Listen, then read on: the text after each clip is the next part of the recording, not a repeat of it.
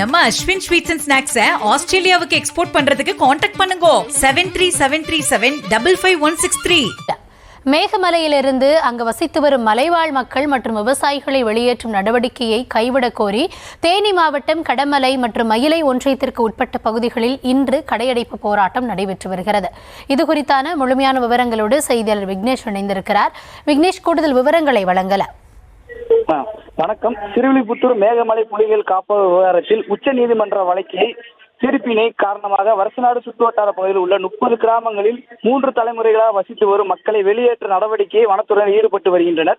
இதில் 50 ஆண்டுகளுக்கு மேலாக அரசின் ரேஷன் கார்டு, இருப்பிடச் சான்றிதழ், பள்ளிக்கூடம் அனைத்து திட்டங்களும் பெற்று வசித்து வந்த மக்களுக்கு கடந்த சில ஆண்டுகளாக எந்த ஒரு திட்டங்களையும் செயல்படுத்த வனத்துறை தடை விதித்து வருகிறது. வனத்துறையினர் எந்த நடவடிக்கையை எதிர்ப்பு தெரிவிக்கும் விதமாக மலை கிராம மக்கள் அனைவரும் இன்று கடையடைப்பு போராட்டம் நடத்தி வருகின்றனர். இந்த கடையடைப்பு போராட்டத்தில் கடமலை மயிலை ஒன்றியத்தில் உள்ள 150க்கும் மேற்பட்ட மலை கிராமங்களில் உள்ள சுமார் 1000கணக்கான கடைகள் அடைக்கப்பட்டுள்ளனர்.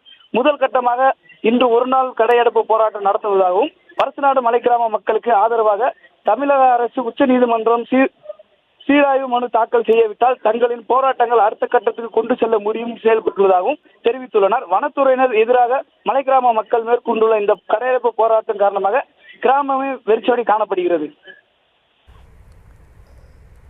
விவரங்களுக்கு நன்றி விக்னேஷ். நம்ம அஸ்வின் ஸ்வீட்ஸ் அண்ட் ஸ்நாக்ஸை ஆஸ்திரேலியாவுக்கு எக்ஸ்போர்ட் பண்றதுக்கு காண்டாக்ட் பண்ணுங்க 7373755163.